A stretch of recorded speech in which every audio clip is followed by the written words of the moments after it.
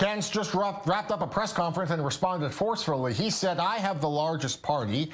Netanyahu did not succeed. I will keep my promises. And in a swipe at Netanyahu, without mentioning my name, said you cannot come to a good faith negotiation as a political bloc to try and intimidate me. We should all be doing what's good for the people. This is more important than every other consideration. The people voted for unity. The people asked the state of Israel to come first before everything else. The Blue and White Party in my leadership won the election. Blue and White is the biggest party.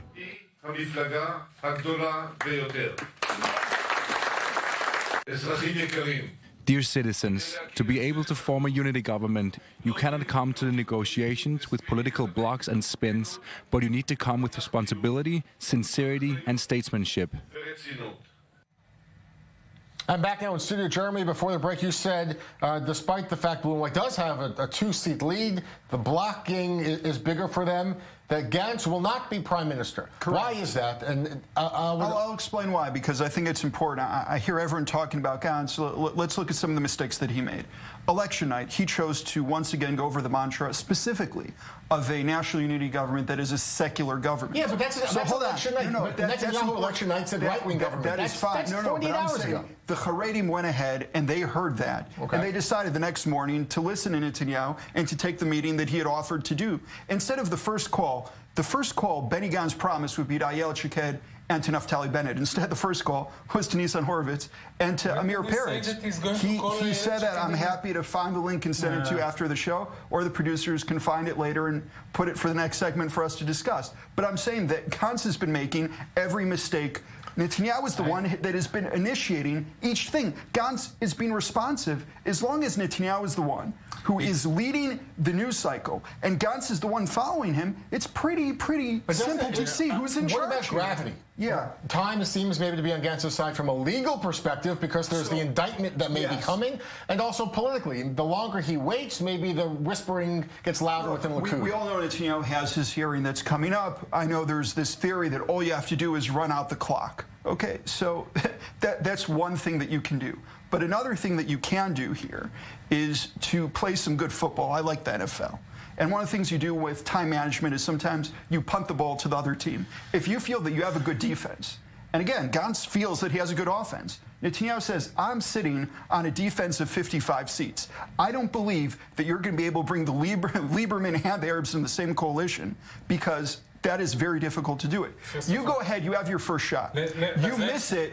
I'm trying to put out this scenario. Let's talk about the figures. It's not 55, it's 53. Work, Gantz does not form it. It goes back to the president. The second mandate goes to Netanyahu, and then everyone needs to come down from their tree. The bargaining, is going to be a lot easier the second time This basic point, Gantz, maybe we'll get the first shot, but it doesn't look like he will succeed. First of all, we are talking about 37 for Gantz and not 55, 55. There is an update of the result of today. So the bigger block is also the left-wing blocks than the right-wing. So Gantz won the biggest party and the block. It's 61. Are you 55? It's very clear that Netanyahu will not be able to be the next prime minister. He doesn't have the majority.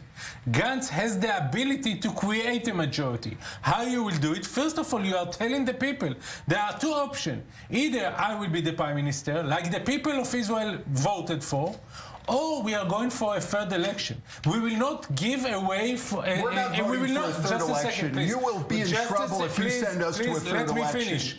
We are not going to dismiss the decision of the Israeli public to say to Netanyahu, time is over. And we are not playing football anymore because there is result. The game is over. Netanyahu lost the election. And Gantz, once he won the election, and it's not a landslide victory, but it's a victory, then the partners, the optional partners will have to make their own decision. And if the Orthodox religious parties will suddenly decide that they are not joining the government, I doubt it. because they are the one that really needs to be in the government. So Gantz can create a government with Lieberman, with the Arabs from the outside. This is also a possibility. It's not happened. It's happened before. Not with Lieberman. When Rabin in 1992, he got the support of the Arabs from the opposition. And you cannot speak, with all due respect, you cannot speak on behalf of Lieberman or on behalf of all other actors. Parallel universe, not just this universe, because of Lieberman, we are now sitting here, and Netanyahu is not the prime minister. He's recommending Gantz, and Lieberman knows the map exactly like us. So the goal for Netanyahu is closed. The coalition negotiation, the process will take weeks, if not months. Probably. So this possibility of a unity government. Yes. Do you think that this is, in your mind, the most likely scenario? And then who goes first in this rotation deal? Again, Rivlin's going to be the one that makes a decision. Rivlin seems to say that he wants to go with whoever wants unity. It's Netanyahu that's saying, listen, I'm willing to have unity. I want to sit down with Gantz tomorrow. It's Gantz. Hold on, this is an important point also. Gantz is saying, let's respect the election result, but then he says he wants Likud without Netanyahu. 31 seats voted for Netanyahu. He wants a national unity government with Likud without Netanyahu. I assure you, whoever comes out of whatever scenario that you guys are dreaming up in terms of a post-Likud Netanyahu, that Yamina and Ayelet Shaked would be a much bigger party. So again, let's respect the fact that 31 seats. I don't know what's going to happen. 31 seats voted for Likud. It's not about a unity government that Netanyahu is trying to push forward. Netanyahu is trying to push forward only one option. A government that he is the prime minister. He is not ready to speak about himself not being the prime minister. Therefore, he is not calling for unity government. He is calling to be a prime minister, although he lost the election. This is totally unacceptable, and it will not happen, because eventually we are living in a democracy. And in democracy, the people are making the shots and not Netanyahu. I want to return also to the impact, if we could, just that we're 2 weeks away now from that pre-indictment hearing, a final decision in December. Likely, the charges could be breach of trust, fraud, and most significantly, bribery. That would happen. A prime minister in a transitional government under indictment while the negotiations may still be going on. Yeah. Could that lead to a putsch within the Likud party? Could it lead to a kind of a...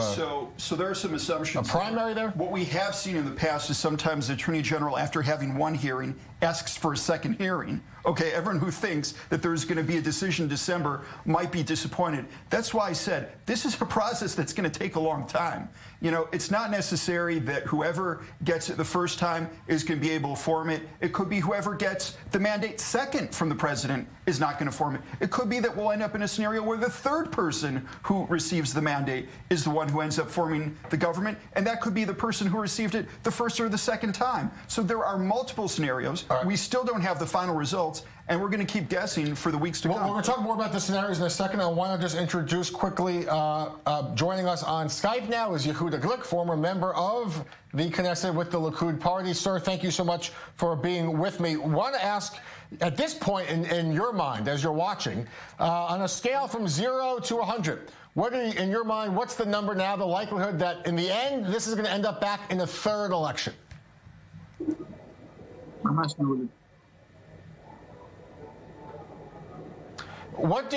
A scale from 1 to 100, what are the chances of a third election? I'm not sure he can hear us clearly.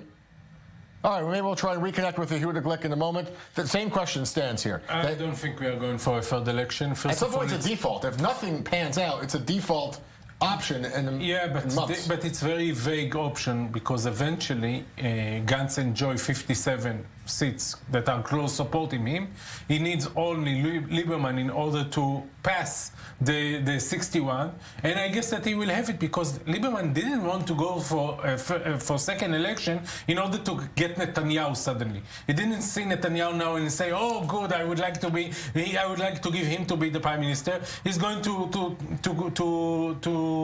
say that Gantz is the one to make the government in the president. Because Lieberman wouldn't let Gantz have the chance to form a government. I don't see it happening. I want to return real quickly to Yehuda Glick. We have him back now on Skype. Sir, different question for you, Yehuda Glick. In your mind, can you see a scenario where there is a unity government, but Netanyahu agrees perhaps to go second in the rotation? Is that a possibility that you see? Shalom. This is Yehuda Glick talking to you from the Finland Jerusalem prayer breakfast. But bringing us back to Jerusalem, I think that it's quite obvious right now that the entire nation in Israel wants a unity government put together with the mass majority of those who were elected. That means the blue and white. That means Likud, and that means all the Zionist parties that want to take part. I think what should happen right now is that Netanyahu and Gantz sit down, put together basic foundation stones of the government, and then invite all the parties who want to join this government. What the order will be, who will be first, who will be second, what position everyone will receive, those are details. The most important point right now is to reach a point where we can agree on the consensual values that all Israelis believe in. Jerusalem as the eternal capital of the state of Israel, undivided. Strengthening the issues of unity in the society. Strengthening our... Sir, you said that who goes first, who would be prime minister first is a detail. This is a very important detail, perhaps the most important detail, based on the campaign pledges. Who do you think there's a chance that Netanyahu could go second? I think that if we put the details in front, or that is the devil's best friend is the detail. I think right now we should come to an agreement. Afterward, the specific the details, who will be first, who will be second, should be discussed later. Personally, I think that Netanyahu, who's presently the prime minister, it would only be right, and also he has the majority, I think, of the support. It would only be right if he remains prime minister. But it's the smaller party. Yehuda Glick, it's the smaller party at this point. They're behind by 2 seats. But he has a block of a strong, stable block of at least 55. We'll see the final results. We'll know exactly the numbers. But he right now has a stable block of 55. When you look at Gantz, you know that we don't know who is behind him. Is he including the Arab joint government party with him? We don't know. We do know that Netanyahu has a strong, concrete block of at least 55. And I think this is a very important issue because we're talking about a wide, consensual government, and that's what Israel needs now. We've been divided for a long time. Mr. Glick, we have to leave it here because we're coming up on a break. I appreciate you being with us from beautiful Helsinki, Finland. I think he said the Jerusalem of Finland, Helsinki, something like that. All right, thank you, Yehuda Glick. More analysis with our guests here in studio. We talk about the possible scenarios and the results. Stay with us. Right back.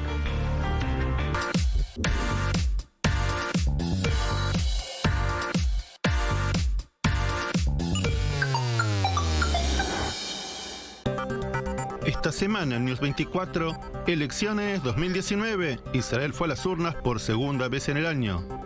¿A quién le encomendarán la formación del nuevo gobierno? ¿Podrá hacerlo? ¿Será Víctor Lieberman quien defina si habrá una coalición de derecha o de izquierda? Análisis y comentarios de los contendientes y cómo se vivió el día de las elecciones detrás de la escena en los distintos partidos. News 24, el magazine semanal en español de I24 News. Power of creativity, the effects of technology, the development of entrepreneurship. Israel Business Weekly connects you to the story like no one else. Tune in for a journey around the world to find the inventors and technologies shaping our future. Watch Israel Business Weekly every Sunday evening at 9 p.m. Eastern, only on I24 News. The stock market is at a record high. That's money in the bank. Our success is aligned with the success of the world around us. It's not all glitz and glam here in the City of Angels. Wow. Down. Here on Capitol Hill, it is an all-out brawl between these candidates. We need to operate from a place of courage.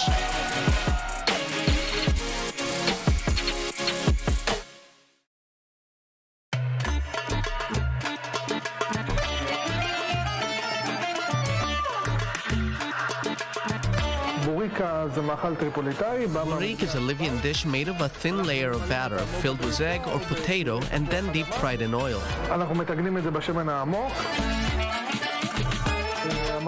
In Tripoli, this dish was usually eaten in the afternoon or evening as a snack when people came home from work. It was mainly made at home. Here in Israel, it's more of a street food. The only time we prepare it at home is during holidays.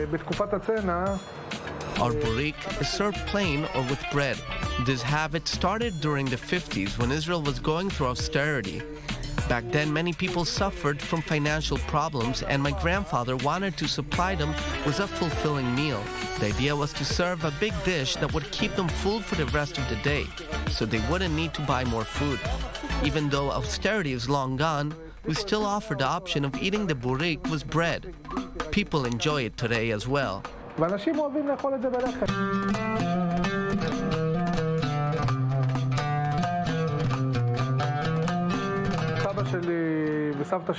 grandparents immigrated to Israel in 1951, and in order to make a living, my grandfather started selling burik on a cart.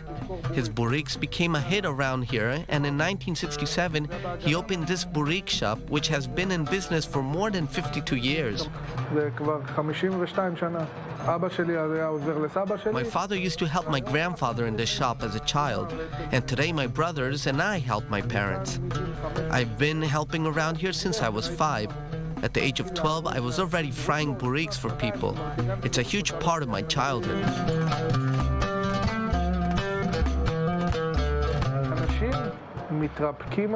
People who come here enjoy this unique dish.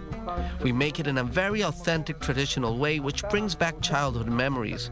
The appreciation and gratitude I get from customers makes me want to keep doing this with a lot of love.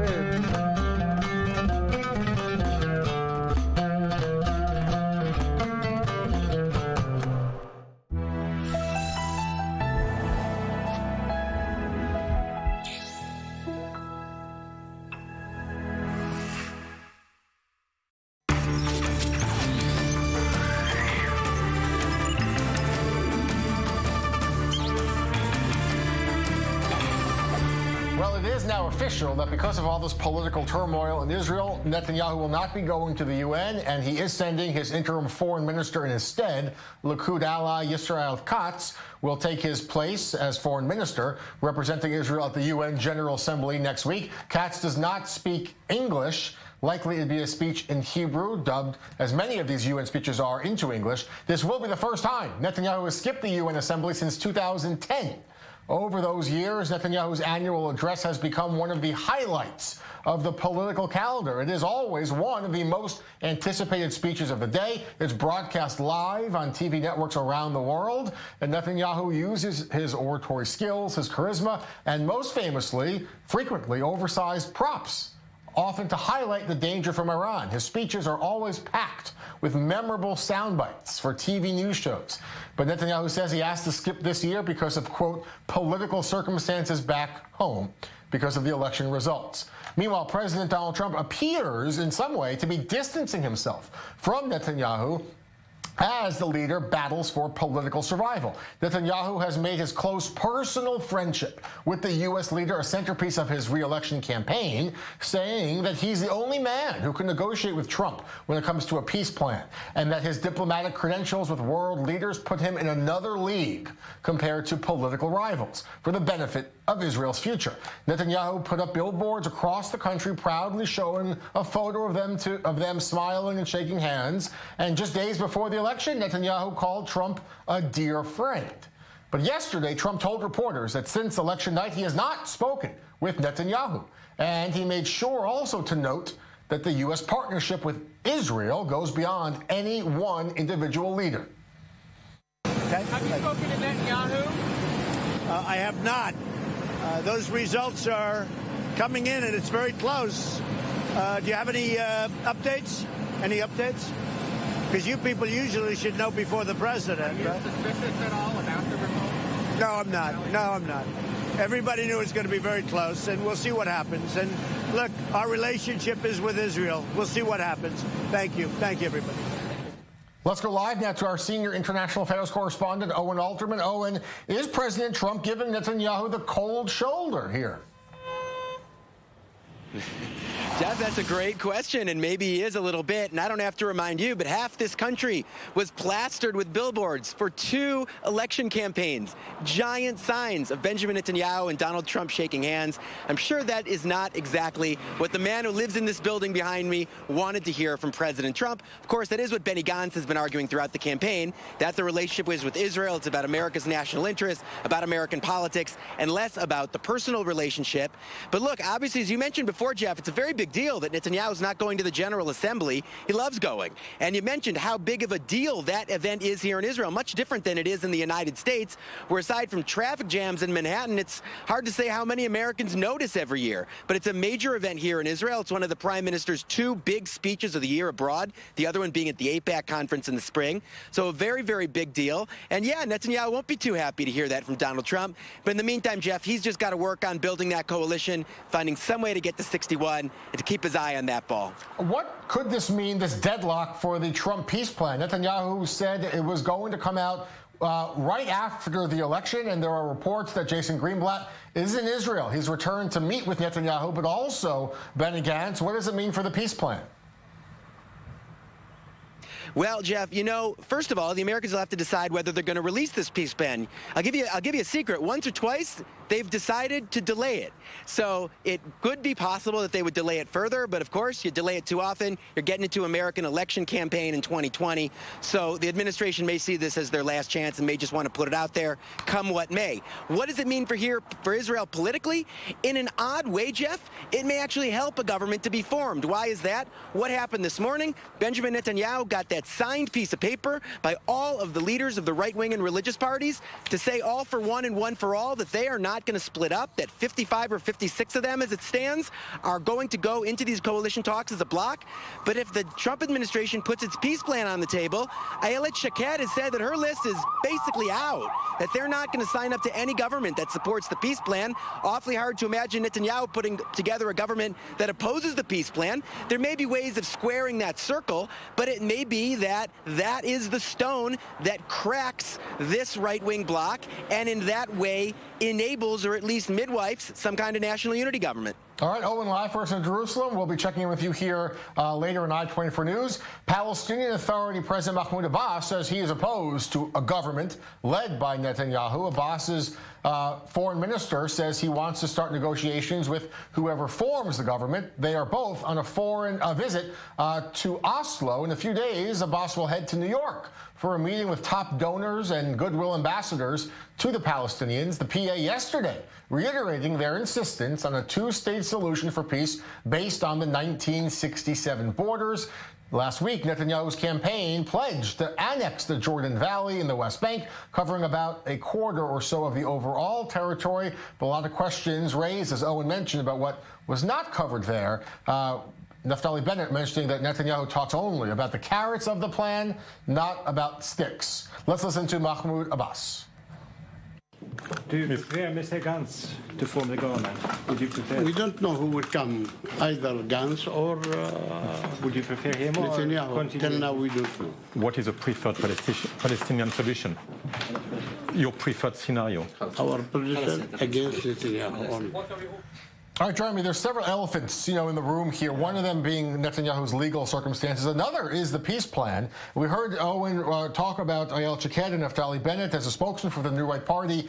What are your thoughts on this peace plan? And in fact, could this be some kind of a block to getting a stable government together? Or could it help? Or will it have an impact, do you think, one way or the other? Well, first of all, I think it is a disappointment that we didn't see the peace plan before the elections. I think that would have been the right time to release it. Give the Israeli public the chance to go ahead, look it over, and perhaps make a decision. Also hear what all the politicians from all the parties have to say. All right, well. But we're not in that place. Yeah. We're now in another place. So, look, at this point, we still need to wait for the plan to be released. We will have some ideas of what we think the plan is going to be, or what we think might be there or might not be there. As was pointed out, when you're trying to sell a plan before the elections, you're going to be looking at all the carrots. You're not going to be bringing up the sticks. So again, we have to see the plan when it's released. We're going to read that. Afterwards, we'll make a decision. but it's very clear what our red lines. Why the new right we have red lines. Was Yamina the list splitting apart into its core components? Could the peace plan be a reason, perhaps, that Shaked, Naftali Bennett, that they maybe withdraw their support for the Netanyahu government because of what's contained regarding the settlements in the plan? So like I said, we do have red lines. We're very clear about what our red lines are. We need to read the plan and see, based on where our red lines are, where that plan is, and make a decision based on that. Again, I would hope that at this point, the plan is released after the coalition is formed, because to do so right now would also be, in a way, intervening within a process which, like I said, is something that could not just take weeks, but perhaps months. So let's try to deal with the domestic issue we have now, forming a government. And after we have formed a government, I think that government should be the one to go ahead and look at the plan and make a decision together in terms of what it is that we're looking for. And again, the Yamina list, I mean, today Ayelet Shaked said, well, it's an interesting idea, teasing the possibility of breaking away, perhaps, from the other right-wing and religious parties in coalition talks. What do you make of that? Well, we said that we are going to have the coalition negotiations together. All of the, as was mentioned by Owen, we have 55 seats of the entire right bloc, where we said we have a joint coalition negotiation team and we are looking to unity. In terms of what happens after we form the coalition, Naftali Bennett has been very clear that we're breaking away. We're going to be our own separate party in terms of Hayamina Chadash, or New Right, as you guys like to call them. And that's going to be what we're going to see in the next Knesset. But we need to first form a government and make sure that this Knesset lasts a bit longer than the current one. All right, we're going on for a short break. There are many possible scenarios. There is certainly an impasse, a deadlock, a stalemate. You can come up with your own word. There's no easy way forward. There are many scenarios, some of them more likely than others. They're on a range, let's say, from possible to plausible. And we're going to talk about them, the pros and cons of each one, coming up after a short break. And then stay with us. Again, the call going out today from Prime Minister Netanyahu publicly to Benny Gantz. Benny, meet with me. Benny, sit with me. Let's talk about a unity government. Let's get